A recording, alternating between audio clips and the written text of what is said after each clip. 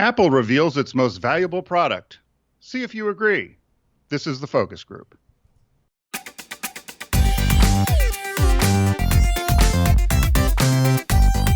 They're all business, except when they're not. It's the focus group with Tim Bennett and John Nash.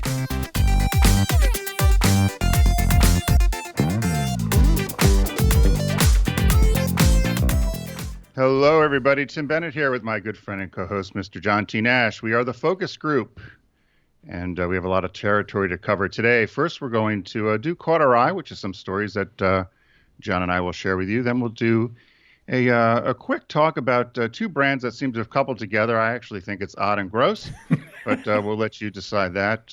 We'll do a quick break, and then we'll get into our famous business birthday, and then we'll do a shop talk. And in our tease, I had mentioned that Apple revealed what they feel is their most valuable product. We'll see if you agree with that. Also in Shop Talk, we're going to talk about some grammar lessons. Lots of you love to correct John and I. We get it wrong all the time.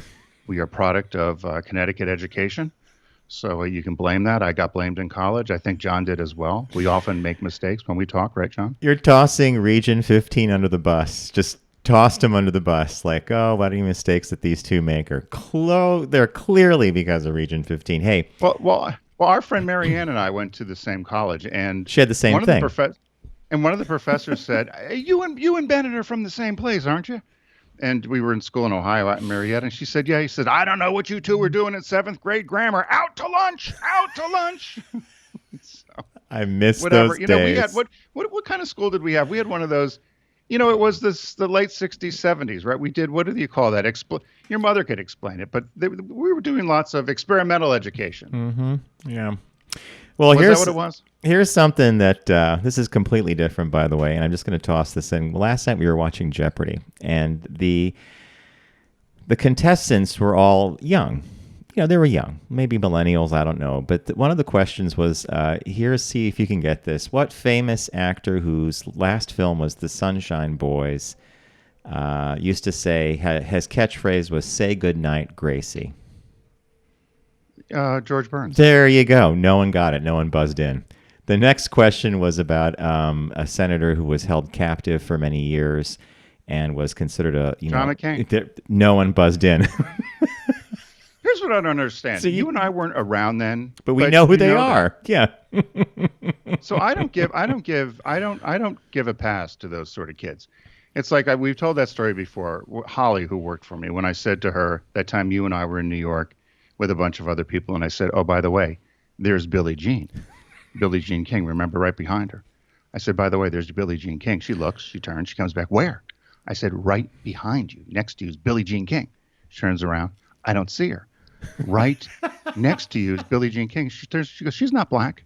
I said, what? Billie Jean is not isn't that my who Michael Jackson lover. sang about? I said, no, Michael Jackson did not sing about her. He's one of the greatest tennis players of all time. What do you mean? She went to Yale. What did we say about Yale, John? Nothing but a party with a $100,000 cover. You went to Yale. You paid $100,000 then. You don't know who George Burns is. Billie Jean King, John McCain. There you go. Right. Anyway, so how was your week? Off to a good start. I'm getting my second shot this week. Bob's getting his today, actually, and I think you're getting yours this week as well. So just be aware of possible side effects. You might have nothing happen. I'm crossing my fingers. You take a Tylenol, you're fine. I've heard otherwise, but yeah, I'm getting mine in the great state of Delaware, and I filled out the form. I felt a little odd because Pennsylvania was a shit show, quite frankly, to try to get the shot. But I signed up in Delaware, and there was a question. I mean, I filled it out honestly, but there was a question: do you work in media? Yes. This is media, so I got through. So we'll see. But yeah, some people have had tough reactions. It's the Moderna one is the one I'm getting. Mm-hmm. So I'm going to get the shot and immediately head back to PA to make sure that I'm okay. So we'll see. And you're getting one this week too, right? Yeah, first dose this week, midweek, and I think it will be Pfizer from what I can tell. But the Pfizer and the Moderna are also very similar in profile. So we shall see. I'm how weird. I'll just say like how weird it is, right? A year later, and we're dealing with the shots and everything, and nothing's really. Things are back to normal a little bit here, a little bit there, but not quite what you and I are, used to. So, Not quite what you wanted. no, and I haven't physically seen you since one of our last in-person broadcasts, which was last March. It was the end of February, early March. It was literally a week before lockdown, and so that's even weird because you and I used to always have the TikTok diner, plan business, go over client stuff, do the show, walk You you want to to the know train. what I'm mad about? What? I would park at that train station in Trenton, and they overcharged me twice. So I used the app Yeah. to park the car, and the app didn't work. Supposedly, the app was slow. I had to catch the train. So I ended up paying with the credit card. Well, then the app kicked in. So I got charged twice. So when I got back off the train that day, I think it was March 18th or something, I went to the garage and I said to the guy, hey, I said, I got charged twice for parking here. Here's the app, charge me, and here's my ticket. Oh, blah, blah, blah, blah. I said, can you please credit my credit card? No, I can't do that. Here's what you do. Next week, he says, leave a note on your car. I checked the cars. I said, okay. I So see where guess this what? is going. I'm out sweet. $18. I want that 18 bucks bucks. Now, it's back. been a year. And over you a year. still I'm not have it gonna on get your. that 18 You're bucks. still obsessed with that $18, right? I am. I brought it up the other day. Richard was laughing. He's like, let it go. I said, I won't let it go. I said, because he should have credited my credit card. So I paid. That day was an expensive parking day. All right. Isn't it funny how we. You know, if we go back to New York, I'm going to put a note on the car, You owe me from March 18th, 2020. Double booking, double billing. Oh, boy. Well, yeah, but we'll see what happens. So what caught your eye this week, Mr. Nash? What caught your eye? Here's what Tim and John found. Well, on the heels of Unbuttoned earlier in this week, and listeners, you could always check out TFG Unbuttoned. You can get it at focusgroupradio.com or all your podcast platforms. That's our 20-minute audio-only podcast. We have a partnership with Fiverr, actually. We use Fiverr a great deal, and this headline caught my eye simply because of two interesting things. This 28-year-old earns $378,000 a year on Fiverr and just bought a car for $50,000 in cash. Whoa. Yeah. So this woman named Alex Fasulo, she didn't own a car. Let me get her picture up here. Caught my eye. There we go. What's she doing on Fiverr? Well, this is interesting. This is what she is a ghostwriter. Oh. And when the event occurred, she stopped taking mass transit into the city, and she started taking Uber and Lyft, and every time she crossed a bridge, it was very expensive. So these car rides were $30, $40 a piece. So her Uber and Lyft bill went up to like $2,000 a month. She said, this is insane. I'm going to buy a car. She bought a yellow Jeep Wrangler in September 2020 for cash. You and I have talked about this earlier in the week on our other show, the TFG Unbuttoned. She said, I'm obsessed with it. I love it to death. The event inspired me to get one because I wanted to still be mobile and not reliant on flights to go travel and see our country. She was able to afford this purchase thanks to her career. She earns $378,000 a year through jobs she does on Fiverr Pro. I was not aware of this, the pro level. The high-end version of the platform where freelancers offer their services worldwide. Currently, she primarily ghostwrites and charges her clients $1,000 for a 10,000-word ebook. Some of those clients are people who are having their pets write books. In fact, a large portion of her clientele are people who want their pets to write a book. So she will write the book for the pet owner, and then they self-publish it. She says, I've written ebooks for quite a few dogs, and that's why I still am able to do what I do every day. Wow. So if I wanted Trixie to write a book, you'd hire a ghostwriter. Yeah. And so so I guess she interviews you to say, what was Trixie like, and what did she like to do, and who'd she like to play with, and who were her friends? Yep. What was her day like? And then what do you do with the book?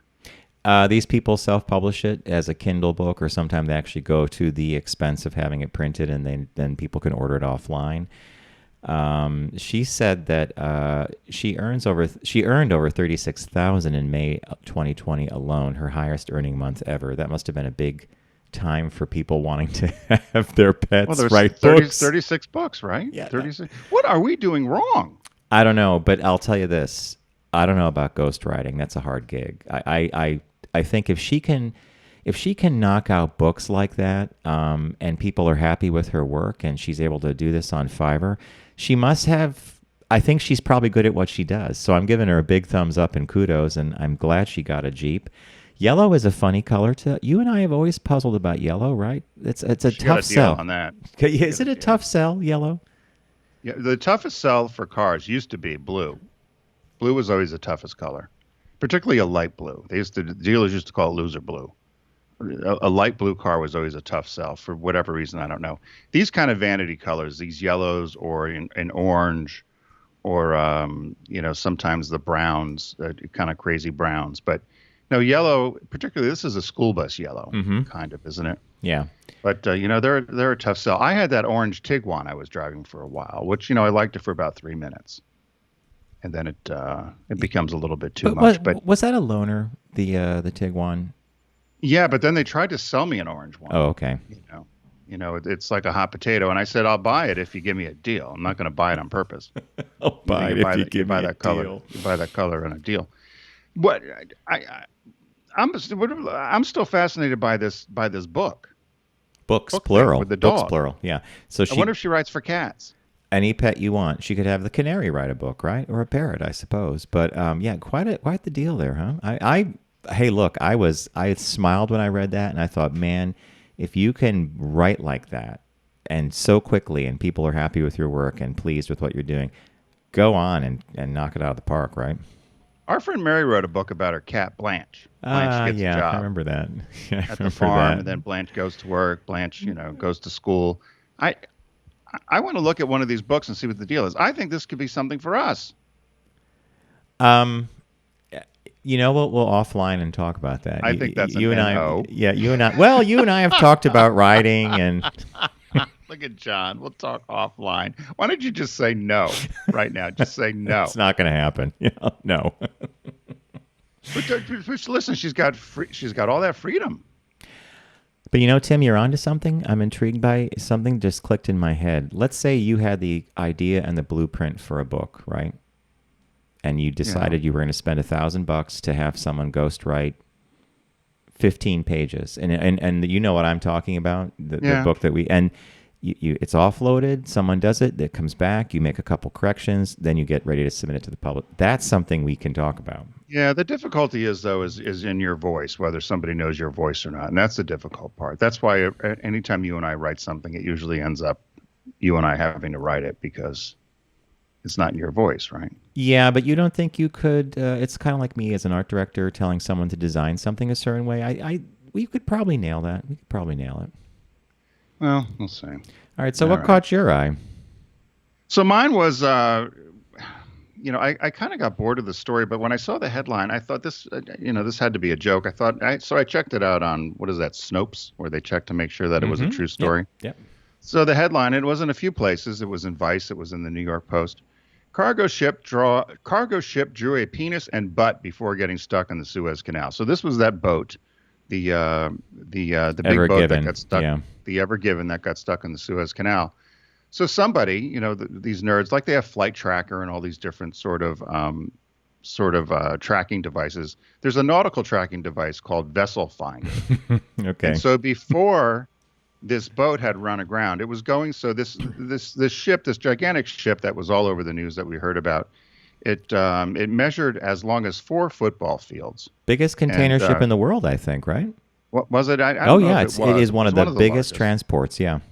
440 million pounds. It was going from China to the Netherlands. And there was a windstorm. It gets stuck in the Suez Canal and blocks the waterway. And that waterway, for instance, I didn't realize this.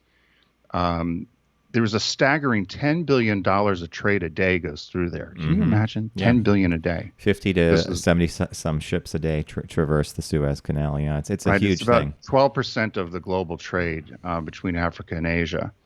And they eventually this past Monday broke it loose with they moved what they said were 30,000 cubic meters of sand, which was about a dozen, they said, Olympic-sized swimming pools full of sand, able to get the stern floating again, and then had over a dozen tugboats push it and get it moving. But there's a backup of more than 400 ships. They did try to send a few around Africa or whatever, but certainly costly. But somebody tracked the ship on this vessel finder and saw, and if you're watching on the video, you'll see that it actually did draw what looks like a penis and a butt. But they said that was just purely an accident. That this was not, the ship's captain did not obviously intentionally do this. Yeah. But talk about, it did this, and then it does this boner, makes a boner, haha. And then the memes that followed this though said that this was very appropriate, and the fact that it would be do a penis or do this sort of thing and then get stuck. It was very much like a Mitch McConnell, right? Because it held things up, and it was so it was very similar to him as what people equated to obstruction, right?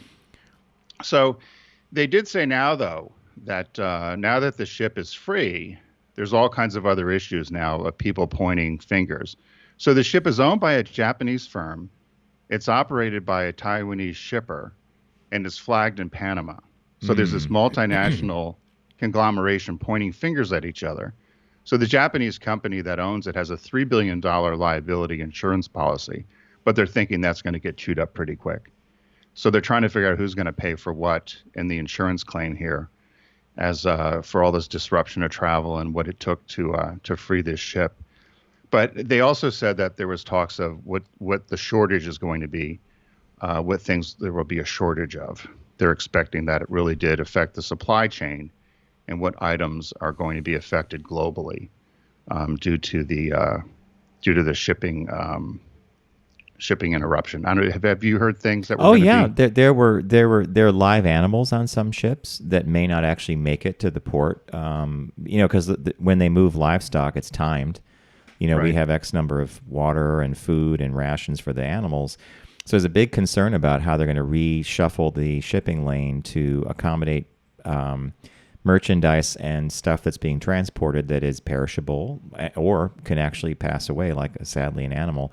But yeah, every day or every hour that ship was stuck was costing someone millions of dollars. I mean, it was like $40 million an hour or something was being held up. It was actually 400 million. 400 million, in global trade. So really, I had no idea this. I mean, I know the Panama Canal is really, a huge link for shipping. I had no idea the Suez Canal, and they didn't want to have ships go around Africa, by the way, because then they were going to be dealing with the Somali pirates again. Remember that whole?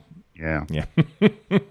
Well, and then they said now, and then the domino effect, right? Because now the ports are going to be backed up, and it's kind of this whole domino effect. So we'll see what happens. But thankfully, they got the ship. The ship is moving, so the lane is open. So that's what had caught my eye. But I thought the little design of the penis and the testicles was almost too good to be true. And my 12-year-old boy humor. We had mentioned earlier this odd coupling that's in the news. So as we go into Easter, which is coming up and happy Passover to those who celebrate, and to those coming up, happy Easter for those celebrating this coming Sunday. Pepsi and Peeps have teamed up to what sounds like the most disgusting coupling ever. This soda, which you can't buy. And so some PR hack put out this thing at PepsiCo about all this flowery language, but they're doing a contest and you have to do a hashtag. You can Google it to find it, but there's some hashtag about what your vibe would be this spring and how, togetherness and all this nonsense about, how great the spring is with blossoming flowers and the warm temperatures and blah, blah, blah. And this coupling of Peeps and Pepsi. And the cans are pretty, they're the yellow and the blue and the pinky pastellis, and they're little. And if you win it with this hashtag in the sweepstakes, you can win one of these limited editions sodas in the cans and drink them. And actually somebody did at the website Delish actually try them. And I guess it was a sweetness overload, huh? So I looked at 3 different articles for this, and every single one of them said, if you are lucky enough to get it or you want to get it, be prepared. It's not something you want to drink every day because it's literally like just pouring liquid sugar down your mouth. And as Tim said, they're not going to be available in stores. Contest kicks off, and it's hanging with my Peeps to show the world how they're enjoying their favorite springtime activities. There was a couple of fun PR things that came with this, like some Peeps were dressed up in wigs and costumes. I mean, but they were miniature and they were set up on like little village things. Right. I'll just say that in our Sirius XM days, we had a love affair with Peeps, and we actually and so did our listeners, and we actually approached them, and they're like, "Well, we're glad you like them, but we only market to traditional families." Yeah. Were you going to say that chance one? I can to shit can Peeps, I will. Along with all the other brands they make, which are Mike and Ike's Hot Tamales, Goldenberg's Peanut Chews. I've never bought another one again since they told us that. Since they said they only marketed to traditional families. Somebody there did like us, but then when they got into the fact of seeing that we were on OutQ and what our show was, even despite the fact that we would try the Peeps and do everything, the word came back, and I tried to find the email. We have it somewhere, but that thank you, but we only market to traditional families, which we did not qualify as. Yeah, we were very... I've since gone to their website to see if they have an EEOC policy or what their policy is for employees, and there's nothing written at all. There's a privately held company. I guess it's their prerogative at Just Born. So if you want to have one of the disgusting marshmallow sodas, I guess you could do it. I'm surprised with Pepsi, right? Pepsi's supposed to be all-encompassing and all-loving. I wonder if they know they teamed up with a homophobic company. I don't think they know, and if anybody there is listening, they now know, right? I don't know that I would call them. Well, hey, I guess you're right. I don't know if I would call them homophobic, but what would you call them? Short-sighted. We had You're being nice, John. You're being nice. Well, that's my role. I'm the leavening. I'm the nice one. You got to go in there and you got to stick and ball. And Someone said they didn't like you, John. You're being nice. They're short-sighted. Okay. No, I'm just not going to buy them anymore. I saw them in the aisle at the grocery store, and I was like, "Oh, Peeps, oh, Peeps," and in my brain I said they're homophobes. But now you want me to say it, so they're homophobic. Okay. They're not. No, I'm just saying if they said they didn't want to do anything with us because they just marketed to traditional families. So they're short-sighted. Okay. I think they're homophobic. Tell me you're not. Dun-dun-dun. And the period goes on the sentence. Anyway. All right. No, until they tell us they're not, I'm going to say they are. Good point. And until you find a policy on their website about how they treat their employees. Right. And I went to Glassdoor even to see. And there's still nothing. So we'll see. I don't know. I could be wrong, but I'm not. All right, folks. We are going to take a very quick break. And when we return, we have Business Birthday, the only business birthday in the universe. We are the ones that do this. Tim is hard at work curating those business birthdays. And we have 2 shop talks, one on grammar and one on an interesting product that Apple makes that you all buy. And we appreciate. So we'll be right back after this quick break.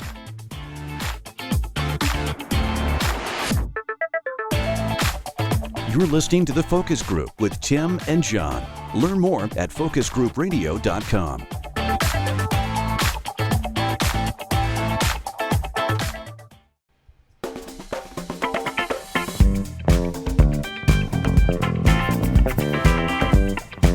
Now back to The Focus Group with Tim and John. Available pretty much everywhere.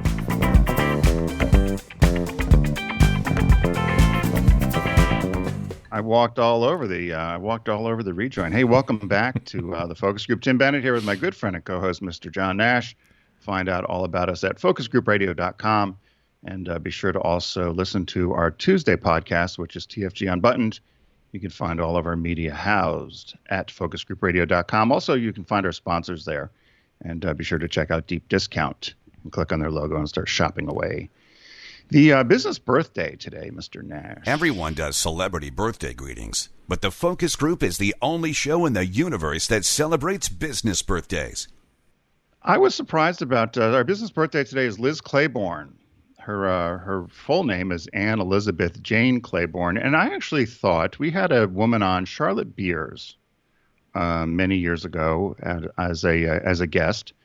And I actually thought she had the title of what I'm going to announce here from Liz Claiborne, and so we'll see if you agree with me. So we'll see what the deal is. March 31st, 1929, Liz Claiborne was born. She died June 26th. That's 78 years old in 2007. An American fashion designer and businesswoman. Her success was built upon stylish yet affordable apparel for the career woman. And it featured colorfully tailored separates that could be mixed and matched. Big 80s clothing for the girls going out for interviews, wasn't it? Working girl. Yep. She's best known for co-founding Liz Claiborne Inc., which became the first company founded by a woman to make the Fortune 500 list. Now, this is where I was surprised. Liz Claiborne was the first woman to become a chair and CEO of a Fortune 500 company.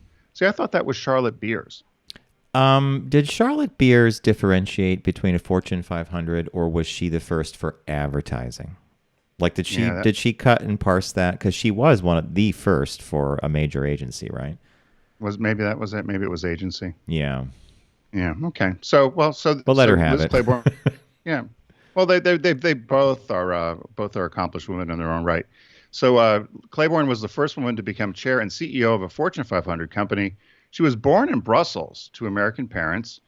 And kind of a fun fact, she came from a Louisiana family. She was the ancestor of William Claiborne, who was Louisiana's first governor during when the state got statehood during the War of 1812. Her family was living in Brussels at the beginning of World War II. They moved back to New Orleans. Her father didn't believe she should be getting a formal education, so he sent her to kind of art schools along the way. So she just kind of studied art. And she moved back to Manhattan in 1949, and she worked in the garment district on 7th Avenue and worked for a number of sportswear houses. And then she worked for a Hollywood costume and designer Omar Khayyam. It's a great name, Omar Khayyam. It is. And I didn't know that about the costume, that part of her career, because that's a really fascinating industry to be in. Yeah, they said after she worked in Manhattan, she went out and worked for the costume designer. He turned in to be fashion designer, but she became very frustrated, she said, when working with the companies, because she felt that they never provided clothes for the working women. So she and her husband, Art Ortenberg, and two other guys, Leonard Boxer and Jerome Chazen, they launched their own design company called Liz Claiborne Inc. in '76. And it was immediate success. They had sales of $2 million, but in 2 years, sales jumped to $23 million. And by 1988, they had acquired 1/3 of American women's upscale sportswear market. And they said that her strategies for what she did for clothing for women changed the nature of retail stores in general.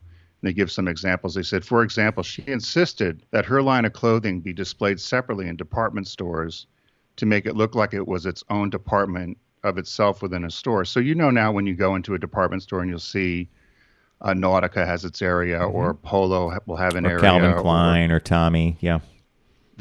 She started that. So a store within a store, like a boutique. Had her own area, right? Which I thought was interesting. Like a boutique, a store within a store, right? Yep. She also said that it was the first time customers were able to select many types of clothing by one particular brand. So if she was there, you could do a T-shirt, you could do a pant, a skirt, a short, whatever. It said that tradition of grouping special brands has become now a typical arrangement in most department stores. They said in 1980, her accessories line was also founded by an employee, and that alone, when the clothing and the accessory line went public in 81 to 86, the retail sales were somewhere in the 1.2 billion range. Wow. She purposely listed all her employees in the corporate directory in alphabetical order because she wanted to avoid the perceived male hierarchy. Mm-hmm. So because there were so many males, obviously, then that dominated retail. They said she also controlled meetings by ringing a glass bell. This just sounds like a Miranda Priestley from Devil Wears Prada. Ding, ding, ding, ding, ding, ding, ding. Meeting come to order. Right. I'd like you to get a bell. And she said she became famous for her love of red. And they actually called a lot of her red items Liz Red. And she would often go pose as a saleswoman. In a lot of stores, she would go in and work as a salesperson to see what people thought of her clothes. She retired in 1989, and she and her husband established a foundation. They gave millions of dollars to environmental causes and also underwrote the Nature series on PBS and supported a lot of nature conservancy around the world. Sadly, she was advised in 97 that she had a rare form of cancer in the abdomen, and she had died of abdomen cancer at 78. 78. Yeah. Well, and was am I mistaken, or was Tim Gunn the creative director for Liz Claiborne? I think you're right because his name was, when I did Google her and did some other research, his name popped up an awful lot. And I think that by then, that was a big company that had multiple brands under it by the time after she had passed away. And when he was Right. there, he was overseeing a whole bunch of different designers, like Isaac Mizrahi, I think, was under the Claiborne umbrella. Wow. Cool business birthday. And what a wonderful woman, right? And was there any other stuff about the costume stint? Because I think she probably learned a great deal in that. I mean, costumes are not necessarily, they're fashion, but they're different because they're for movies and stage plays, and they have to express a character differently or more boldly or something. Yeah, I didn't. It's funny when you start reading these bios, and I always say you can really get down, down and dirty in some of these.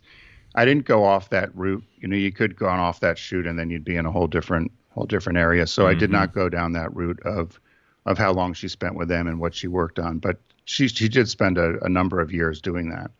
But I didn't get into what exactly she worked on or what how long she did that for, other than she worked for Omar. Excuse me. But yeah, it's. I often wonder about the costume thing too, because it is a.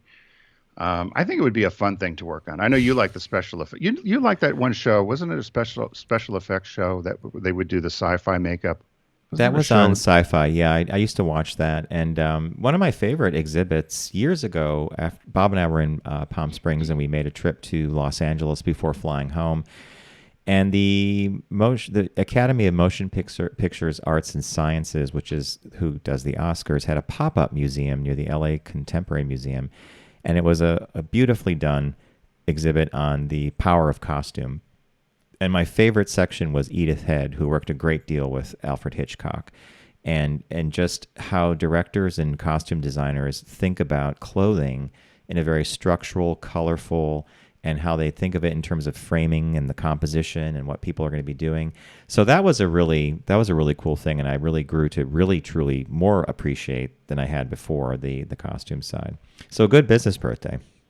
Yeah, well, even when you watch old TV shows Mm-hmm. or even TV shows now, I often pay attention because you do know that they do think about every single thing they wear to make sure that there's nothing that clashes on stage and that the star is wearing the particular thing and color and there's a lot that goes into it that people, I guess, just don't think about.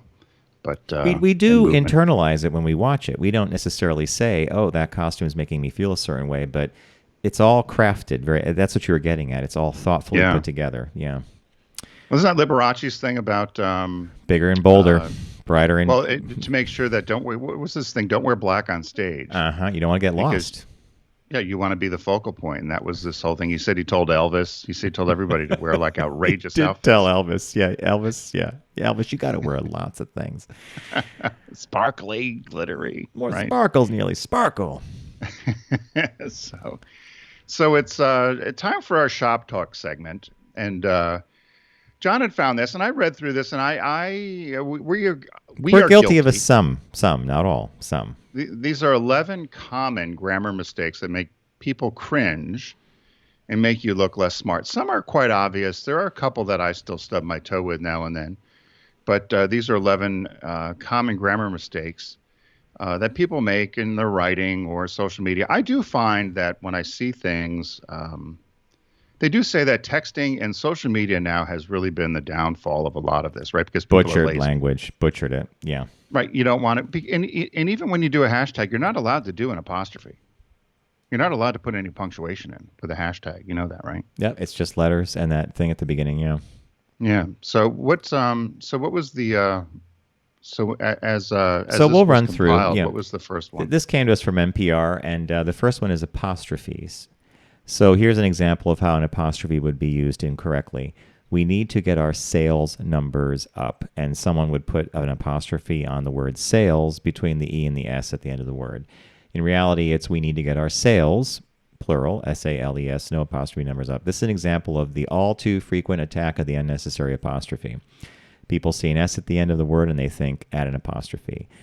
I am not falling into this camp. I don't know if you're. I think you're good with apostrophes as well. That's not our stumbling block, but I guess people do it, right? Yeah, I do sometimes have issues with when the word ends in an S. Sometimes I will Possessive, is wonder. it plural? Yeah. But the one example here, though, I was wondering, it's our sales. So I was wondering, so that's not possessive, right? It's not possessive of our sales. No, because in this case, sales is literally just describing a act and something's happening. It's not sales possessive. Like the store has many sales going on. Even that would just be SALES. So, right. The second one is every day, and every day is one word, and so they said that every day is an adjective describing something that's very common, like an everyday occurrence. But every day with a space is an adverbial phrase that means each day. So he starts work every day, one word, at 8 a.m. is wrong. He starts work every day, two words, at 8 a.m. I don't know if I've You've never made that mistake. I can vouch for that. Yeah. A quick test to tell which is right is if you can use a day of the week, say Monday, in the sentence, you should use every day, two words. So, but this is the common use of every day is, a sponge on a kitchen sink is an everyday item. That's one word. If I said as the sponge of the kitchen sink is an everyday item, that's every day is one word versus every day. This is the one that we get killed on, folks. Yeah, I still get this wrong. This is I and me, okay? We have many fans, letters at focusgroupradio.com, by the way, if you want to drop us a line and some shop talk suggestions or caught our eye. Wrong. The marketing manager told Riley and I to talk with her. The right way to say that would be the marketing manager told Riley and me to talk with her. The general rule, use I when it's the subject of a verb, I walk to the store. Use me when the pronoun is the subject of the verb. And here's the thing, or when the verb is doing something to someone or something, e.g. the dog followed me to the store. But I and me, I just go back to, we were corrected once and someone said, you could use me more often. I is very formal. The minute I heard that, I got all confused and I still think I get it screwed up. I don't know. How about you? I'll say, John and I decided, it's John and me. It's John and me. But we always said in school, I. Because if you listen to, it's funny when I go back to Connecticut, I'll watch homemade commercials. They do the local commercials, car dealership, right? And they'll say I. Maybe it's just a colloquial thing. I don't know. I don't know. And we've had folks send us notes, really great notes, like here's how to remember it in your head if you're forming a sentence. I try to avoid it now, and I just go back to the way I was before I was told that I'm doing something wrong. So we'll see. What's our next one here? It's and it's. So this was an easy one for me. What's that? This was easy. I don't make this mistake. I don't think you do either, but we go through it. No, so it's with an apostrophe S, which really is it is. Contraction, yeah. Right. So the company just celebrated its 8th year since it went public would be wrong with an apostrophe. The company just celebrated its 8th year since it went public without the apostrophe is the correct way. Because with an apostrophe, it would be the company just celebrated it is 8 years. Nicely done. So I've and it's not a possessive, it's a contraction. It's with the apostrophes. It is. Yeah, that one is is pretty obvious. We got that right. Our schooling we got that one right. The next one is something that I remember learning in school as well, and I think I do it correctly. I'm not sure if it's all the time, but it's less and fewer. So the wrong usage would be less than 50 people showed up for the presentation. But the right actual structure for that sentence would be fewer than 50 people showed up for the presentation. Use fewer for numbered, countable things, e.g. 100 fewer purchases. Use less for things that can't be counted, at least reasonably. There's less sand at the beach. Use less with numbers when they are a single or total unit that measures distance, amount, or time, e.g. less than 30% of us bothered learning these rules. How true, right? I don't know about this one. Less and fewer. Have you? I don't know if I've ever. I You don't know know if what? I've ever thought about this one. This is not something you and I encounter too often in our speaking or our presentations. It comes up when we're writing stuff, but we usually get it correct. In fact, I'm going to just say we get it correct all the time because we do know that correctly. It's the other one, the I and the me one that really woof. Number 6 is lie and lay. So the wrong would be I could just lay down and go to sleep. The right way is I could just lie down and go to sleep. I could just lay down and go to sleep. I should lay down. I could just lie down and go to sleep. I don't know. I don't know about this one. Do I say lay down or lie down? I need to lay down. I've heard you say I need to take a lie down. I need to take a lie down. I don't know if I've said that. Yeah, you've never said I need to take a lay down. You've always said I need to take a lie down, like a nap. I lay down my head. I lie down. You need to lie down. You need to lay down. What would you say?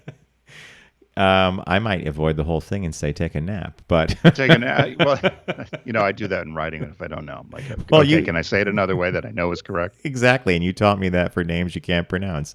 Here, the person's name is. Oh, they come from Australia. Okay. Yeah, he's an Australian.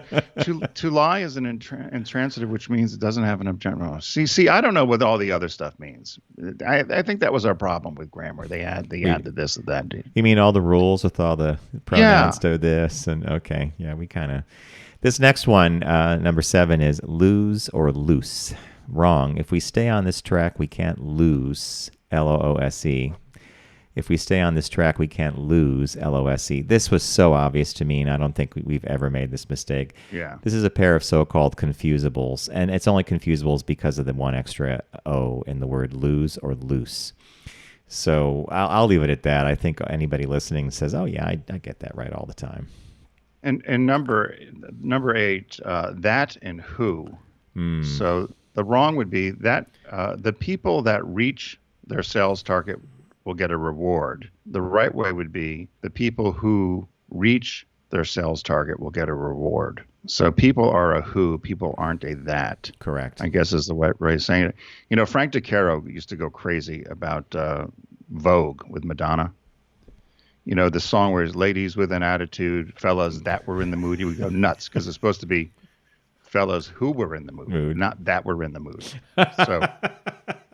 And since Frank is actually Frank wrote books, right? He's also an author and super smart guy. It's not mentioned here, but I still get confused with whom. I never know when to use whom. WHOM. That's not here, but I never know how to use whom. With whom did you have the conversation? Would be the correct use of whom. With whom did you have that conversation? Who'd you talk to? There you go. Or you could flip it around and say, who did you talk to? Yeah. So see how Tim, so you did learn. And I'm sure our teachers taught us this. All right. So this next one is, did we do then and then? No, not yet. Then and then. It's a slight thing. So then, THEN, or than, THAN.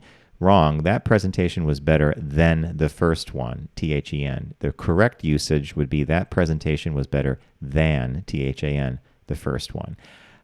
I have not come across problems with this myself, and I do believe that we use this correctly. It's an easy mistake to make, and autocorrect sometimes does the wrong one. But this one I was like, okay, I haven't seen that mistake too much. This next one, though, I see a lot. Yeah, number 10 and 11 are the two biggest mistakes I see all the time. So number 10, there, and there. So there's there, THER, so it's over there, you point. There's there, THEIR, the air. If you remember it that way, THEIR means it's their, like their clothes or their house. Mm-hmm. And then there's they are, THEY''RE, there. So they're going over there. They're going over there to their house. So to me, that one's pretty obvious, but I see that one. I see those three misused all the time. Mm-hmm. But I think it's pretty obvious. One's a place, one's a possession, and one's a contraction. Done. And that's exactly how we were taught. And I know you don't make that mistake, and I don't either. The last one is your and your, which is again, why are you are, or why are you apostrophe re, which is of course a contraction. So wrong. You're my favorite supervisor. And the right way is your, the contraction, Y-O-U apostrophe R-E, my favorite supervisor. Your is a contraction. We just said that. And your, Y-O-U-R, is possessive of you. So I see these pop up, but I try very hard not to make those mistakes. Yeah. Yeah, that one I see all the time, the your and the your. One is you are, and one is your. I'm going to your house. So those are the grammar mistakes. I'll post those to the Facebook page. So they're all there. I'll post the articles so that it's always good to revisit those things. We all make mistakes. And a lot of times these autocorrect things. Do it for you. Do it for you, then you look like an idiot too, which I get upset with. Hey, we teased the show quickly. Apple had put out this, someone had done a story John had found, and the headline is, "Why the iPhone Isn't Apple's Most Valuable Product." And so I started reading this and I thought, oh, it must be, maybe it's one of the computers, maybe it's something else. And I'm reading through the article, and then it gets down to what the most valuable thing is that Apple sells. And when I read it, I kind of cocked my head. And then the more I read into it, I thought, there really is right what they say. And it really does bode well for most brands if you do this correctly. So do you want to reveal, John, what the most valuable thing is that Apple sells? Trust. And you might say trust is not a product, but in this case, it's the core of what Apple's offering. Ease of use. You expect that the computer is going to do what it's supposed to do. You think the phone's always going to work. You walk, so I love this because that's really the value proposition of Apple, right? You're buying into an ecosystem that you trust. Stuff's just going to work. And when it doesn't, of course, we go crazy. But I think this is very accurate, and it was a short article in Inc. magazine, actually, and the sum of it really is, when you're buying an Apple product, in many ways, the value of that brand and those products is the trust we place in them and the company that makes them. And you can't manufacture that easily. It's taken years for them to gain that level of trust with consumers. See, I thought as I read this before it got to trust, which I do agree with, I thought initially I thought before they got to trust, they were going to say the experience. As you walk in there, I thought they were going to say they sell the experience of buying the product as you go to the retail side of it. But it really is about trust. And then they had equated that to all companies, right? Because you're giving money over to somebody and you want to trust a brand you're giving money to, right? And you want to know that you're getting a great product or service, and you don't want to have to question that. Yeah. Right. So whether it's an auto or anything, you want to have trust. Hey, look, our clock is running down, folks. Hey, thanks for joining us this week for the Focus Group. Be sure to check out TFG Unbuttoned on Tuesdays, and all of this information can be found at focusgroupradio.com. And if you want to drop us a line, it's letters@focusgroupradio.com. Mask up, stay safe, have a great week, and we'll see you in the new one.